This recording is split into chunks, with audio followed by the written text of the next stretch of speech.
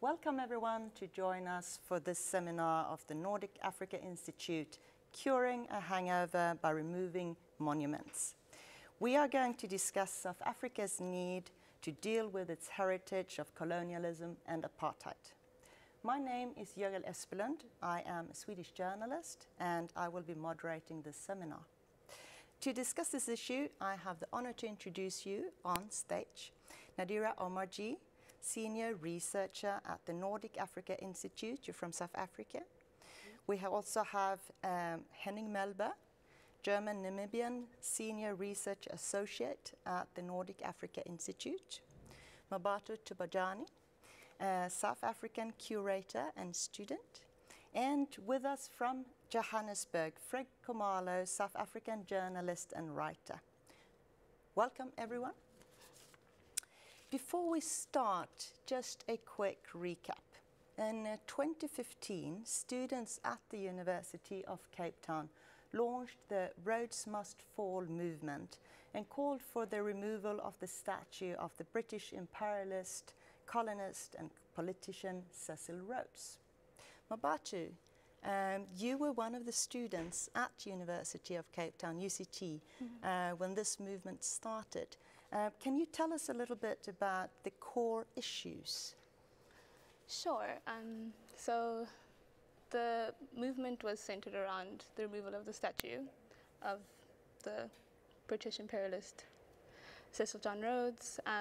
But I mean, this statue was a starting point. There were other issues like you've obviously asking me about, which included just the Eurocentric education we were getting at the university, included the very sexist and sexist culture on campus, which fed into rape culture on campus. It included issues around mental health, and yeah, so many issues of which the statue was the beginning, I would say. Yeah. And you said that there was a rape culture? Yeah, I mean, rape culture is, I hope, a global thing that we all understand, that there are certain ways of thinking, certain ways of being that make it easy for women to be violated, that support the violation and abuse of women or gendered others. What made you join?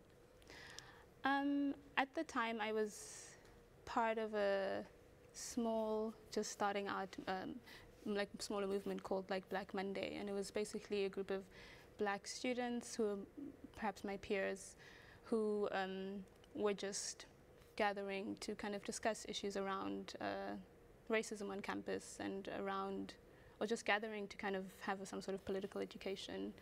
And at the same time, on the same Monday that we kind of had our first meeting of sorts, or like commemoration, the statue was, I forgot his name, Khumalo had his protest.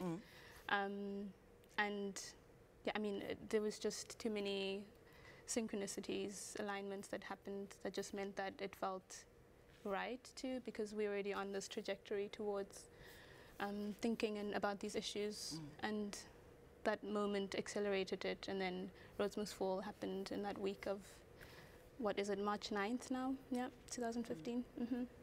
And there were hundreds and there were thousands of students who joined the movement. Yeah. And eventually they actually removed the statue. Yeah. After some weeks of protest. Yeah. And I would like to ask you, Fred, how important are symbolic changes like removing Rhodes from UCT when we're dealing with historical scars in South Africa? Thank you for that question. The Rhodes Must Fall movement, and specifically the removal of the statue from the premises at UCT, was very powerful in its symbolism, because it said this is where we are, however many years after the demise of apartheid and its removal from its statutes, but its symbols, its symbolical underpinnings are still there. as manifested by all these statues, including the one of Cecil John Rhodes. So the beginning of that movement was very powerful and very significant in sending out that message to say we want to change the narrative. In that sense, I really appreciated how the whole movement itself constituted itself, and how then it influenced the trajectory of student politics, not only in South Africa, because you will recall that it spread to other urban centers across the continent, and all the way to London. We saw some students demonstrating at Oxford University, amongst other centers of higher learning. So the symbolism was highly appreciated. It was, I think, long overdue that something had to be said, or some message had to be sent out there to say we want to change the tenor of how we tell the story of South Africa. That's another thing I wanted to ask you also. I mean, why do you think that the movement started when it did, some 20 years after the fall of apartheid? I mean, it took some time for the students there. I think it couldn't have happened before then, because the kids, the Mmabathos of this world, were born after 1994, well, most of them. So there was no attachment or sentimental attachment to what would have happened before 1994, unlike people of our generation. Even though we were opposed to apartheid, the psychological damage and attachment was still there. It manifested in how we related to symbols of power. So these kids who were born after that were coming with a fresh slate. They were figuratively a clean slate on which the story of South Africa was going to be written on. So I think that's how I perceive and understand why it came about that they became the players in this ongoing drama, because it's not over yet. Right, thank you. Henning, changing names and changing symbols, do you think it matters if we look at the bigger pictures of social change? It does matter. Mm-hmm. It's a significant intervention, but as Fred already stressed, it's a symbolic intervention. Of course, removing monuments doesn't cure a hangover, but it's an important ingredient in social processes to detox a society. And to that extent, I think the students have achieved something by impacting on a public discourse in the public domain, which is of much deeper and wider significance. And it's not only a student affair, it's a socio-cultural, socio-political, but at the end also a socio-economic affair.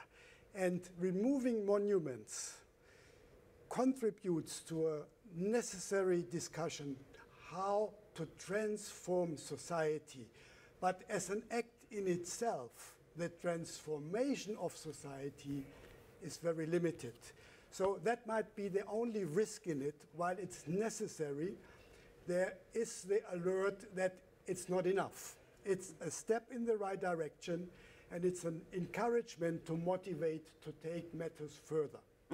Right. And we've heard that already from Fred, that Rhodes Must Fall wasn't just a South African movement, it actually went much further. Nadira, what importance do you think this movement had if we look in a global perspective? Well, you know, Rhodes Must Fall was so interesting because it happened in March 2015, and then in April 2015, the newer Amsterdam movement happened, at the University of Amsterdam, and these were now parallel movements, and they were opposing the neoliberal university in Amsterdam.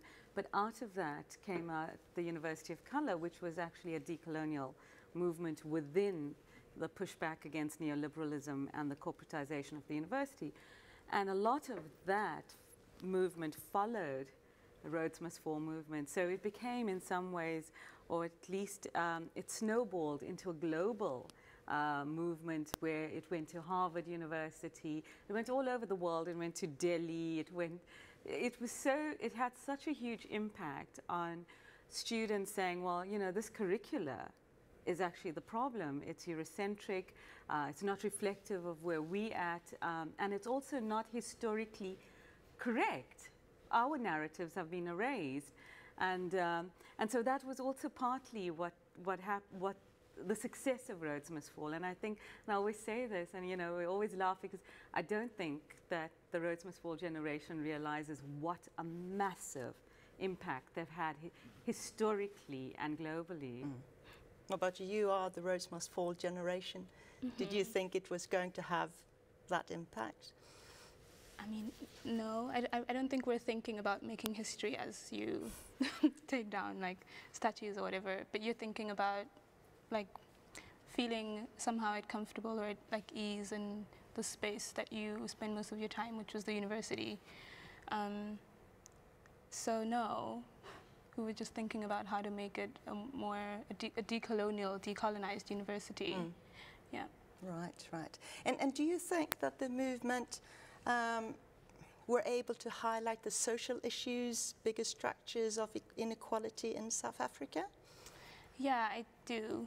I mean, one of the other demands or part of the mission statement that I forgot to mention was like the ending of outsourcing, for example. Right. Which I think, for me anyways, highlighted just the complete inequality within the university itself. Outsourcing of workers. Right. So yeah, the outsourcing of workers, of labor, of like cleaning, I suppose, and like gardening, and so yeah, laborers who were working at UCT but employed by another and that was quite company. an important part of the movement. Yeah, right? exactly.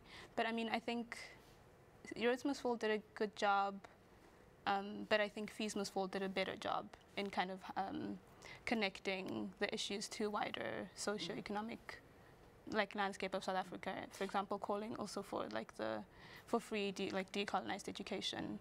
And just to explain a little bit, Fees Must Fall was calling for free universities, right? Free university education. Yeah, free. Well, my perspective, free decolonized university education. But yeah, free university in South Africa. And Fred, you were nodding, and do you want to add something there to Mmabatho? Major tributary of this great river. So Rhodes Must Fall is the river, and Fees Must Fall and other things are tributaries of this great river. So Fees Must Fall was a major development, and as parents who have kids at university, we appreciated it, because university education in South Africa is very, very expensive. It's not affordable to the ordinary South African. So that intervention was very long overdue and necessary. Right.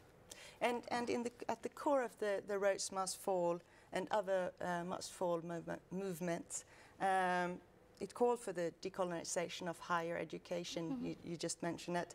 And it's easy to just have like buzzwords and like decolonizing higher education, but what does it actually mean in your words, Mmabatho?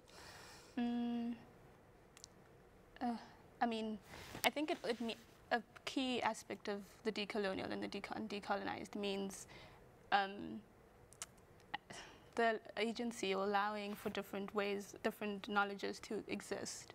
And I think what coloniality does is it affirms itself as the only center of knowledge, or only it's where it observes but cannot be observed, right? So a key aspect of the decolonial is how to have ways of being that can coexist, for me, and also just ways of acknowledging different ways of knowledge that a body creates, and not just the mind, and just looking at it as like a cohesive knowledge production, but also like essential to Rhodes Mustfall, return of the land, for example, is a very key aspect for me of decolonization. And Nadira, when I say decolonized higher education, what does it mean to you? Well, I think decolonized higher education is exactly what Mmabatho said. It's epistemological and ontological. So it's looking at the ways in which we produce knowledge, but knowledge not from the provinciality of Europe, but rather knowledge from all centers of our pluriverse, you know, what we call many universities that exist and are producing knowledges from where they're located. So we talk about the local, and the global, and how we produce knowledge, and how that knowledge becomes relevant, and for who is it relevant. So it's also contesting the ways in which knowledge was produced and how we think of knowledge. And Mmabatho said, central to that is to oppose Western Cartesian models of the mind-body split, but actually going back into it and understanding that the body is a site of knowledge production. Our lived experiences are part of knowledge production, and not to have the colonial gaze onto us, but actually for us to produce our own meanings and to give sense of our own narratives and our own world. And that's, I think, part of what a decolonized higher education looks like, is how do we produce our own knowledges from where we're located, and how does that contribute to a larger project of knowledge production? Henning, would you like to add something? I would add decolonizing higher education would require to decolonize education. And to decolonize education means to decolonize societies in the plural. You cannot decolonize in a particularistic, limited way. The challenge is to overcome the asymmetric global power relations. And it's like pieces of a puzzle. You need to complete the puzzle to achieve decolonization. And what we are talking about is a very important piece in the puzzle, but it's not the full picture. We need more than epistemologic changes. We need to change the transfer of knowledge. We need to change the structures, and the contents was made reference to. But we also have to be aware of the material implications. As long as the students have to return to the Cape Flats and they have to make earning money, it might make them feel better to pass where the Rhodes statue was standing, but I'm afraid it will not improve their examination results. We have to go much further. We need socio-economic transformation as integral part of decolonizing. And that's not an argument against, but it's just, again, to say we need to look at the fundamental forms of transforming societies. And in the plural, because we need to transform on a global scale. Fred, can you come in here, please, as well? Decolonizing society, how do we actually do that in South Africa? Okay, I'm coming here from the perspective of a storyteller, a writer, a journalist. It is a tragedy. For example, I want to confine myself to one specific story. The story of the SS Manly. It relates to a group of black men who were sent over to Europe during the First World War to serve over there. Altogether, South Africa sent 25,000 men, but one of the battalions had an accident and their ship collided with another one, and we lost 700 men. Until recently, that story hadn't been captured either by academics or historians or novelists working in South Africa or social historians whatsoever. So that is a clear manifestation of where we as writers and storytellers could probably contribute towards colonizing the telling of our stories.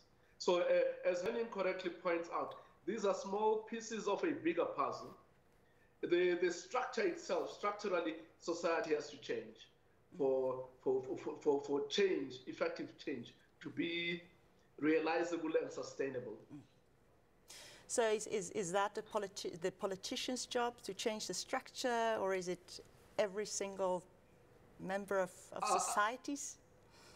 I think every single member, academia, the media, and of course government could play a role, but of course we can't always leave things at the door of government, especially under the current climate.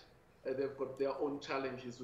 They can't be entrusted with so much if they can't fix such minor things. So the challenge is for society in all its manifestations, academia, media, and commerce, to gradually contribute towards this change. Yeah. And is that the way to heal the scars of South Africa? Mmabatho, do you want to come in? What way? Sorry, the way that Fred yes, has exactly. mentioned. I don't know. I mean, I completely agree that everyone must do their work, right?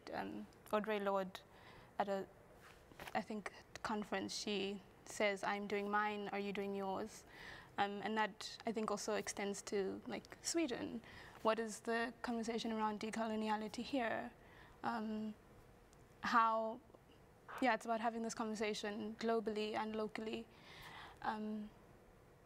and doing the work where you are, and learning what it means to do the work, and being in solidarity with people doing the work in different places.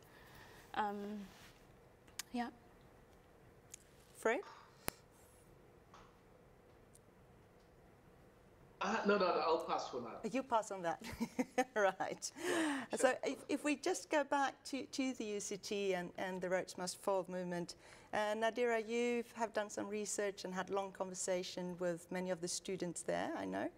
And if you were going to conclude a little bit their experience, the born frees, we talked about the born frees, the South Africans born after 1994. In your discussions, what are your conclusions of when they talk about social structures, heritage of apartheid and colonialism? How do they feel today about these things? Well, you're basically asking the question to Mmabatho, because she's... Yes, but in your research... In my research, but she's here. I mean, this is the Rhodes Must Fall activist. But in my research, and Mmabatho, you can correct me, because here we have the opportunity for correction. One of the things was that a lot of the Rhodes Must Fall generation are children of my generation and older, and we have all these ideologies, we had all these visions for a better South Africa, and we haven't done that. We haven't done the work, as Mmabatho said. And we hand over, we sort of decided, okay, well, now you have to accept it as it is. This is what it is. We can vote, but that's not good enough. It's never good enough. And I think that that's something that these students have seen. This is why they align themselves with the workers and the workers' rights. Mm-hmm. I think because it was about racial capitalism as well. It was about the neoliberal state. It was about the corporatization of the university. Whereas, we were all saying, okay, well, we're tired, or we've done our best, but it's never good enough. The work is ongoing. Mm-hmm. And the world that we live in is our responsibility, each and every one of us, to do that work, to push back against these systems of domination, of oppression, of coloniality. And I mean, post-apartheid South Africa, how different is it to apartheid South Africa? Materially, how different is it to apartheid South Africa? Henning, you wanted to come in there? I think the born free personify the limits to liberation. It's the end of the heroic narratives of the liberation struggle, because they rightly so ask the veterans, from what have you liberated us? You haven't. Apartheid was gone when we were born. Where have you delivered beyond apartheid? Where Rainbow Nation is more than just a fancy slogan which the world likes. Where we need more than the iconic Madiba. Where is the social transformation which provides us with the fair chances and opportunities we deserve? And the liberation movements as governments, not only in South Africa, are measured against the delivery, or I'm afraid to say against the lack of delivery. And we see the results. The younger generation in South Africa campaigned not to vote in the elections as a political vote, to say we are not voting, to tell off those veterans who say we have liberated you. I would dare to say, despite the fact that I would be the grandfather of that generation, they rightly would say, you haven't liberated us from anything. Mmabatho, do you want to add something? Yeah. We were talking earlier, you and I, about the black students being accepted at university, and do they feel at ease now? Are they? I mean, I'm not a student. No, but when you were. When I was there, I want to just kind of piggyback on what Henrik is saying, right? I said your name incorrectly. But just to kind of shout out to, there's a collective that is right now occupying a house in Camps Bay, kind of along these issues on land and the lack of land, called We See You Collective, which is a queer art collective. And I think the fact that these occupations are occurring in like empty, like holiday houses, they're signifying just the complete inequality in our society, and and it's perpetual. Like we are in this constant failure actually, and it's up to these born frees, which to kind of in some ways address it in the little ways we can. So I mean, I would just love to send love and solidarity to this movement. But in terms of being at ease, no, I mean, you're not at ease because our statue's gone, but you're still contesting with so many other issues. I mean, at the same time, as this movement, I mean, Rhodes Must Fall happened, but the queer revolution happened, patriarchy must fall happened. There was so much that happened at the university because we were just generally not comfortable at ease. Yeah, I mean, the university at the time I was still a student had little facilities to deal with sexual violence. So that again, like, became the responsibility of students through these movements of like patriarchy must fall. So no, not at all. Not at all. No. We have not much time left. Just wanted to round the whole thing off with, as we said, South Africa, Rhodes Must Fall. This was not a national movement as such. It's spread out in the world. So what can the world learn from South Africa's experience and the Rhodes Must Fall movement? Do you all like to start, Mmabatho? I think you have to do the work where you are. I think Sweden must think about its questions of coloniality, think about its questions of exclusion, and think about just its, yeah, the lack of justice here. Fred? I think I want to go back to some issues that Henning raised, potentially controversial issues. What did the older generation free Mmabatho's generation from? One free is a misnomer because they're not free. They've inherited a very sad legacy, a harvest of thorns, as somebody has called it. But we have to remember, we emerged from a negotiated settlement. There were no victors. In fact, the former oppressors, I could arguably say they emerged as victors in that there haven't been made uncomfortable from the lifestyle, the economic power that they wielded in the past. But a facade has been created, or a lie has been told, that the country is free, everyone is free to compete in the workplace, in academia, and so on. The reality is we still have to deal with the land question, for example, deal with the economic inequalities. Fred. Yes. I'm sorry. Oh, I have to stop. Yes, we All have right. to stop. We have to stop. Okay, thank you. I'm really sorry. Thank you. Thank you for joining us. Thank you all for joining us. 30 minutes is up, and thank you for joining us out there in the audience. Thank you.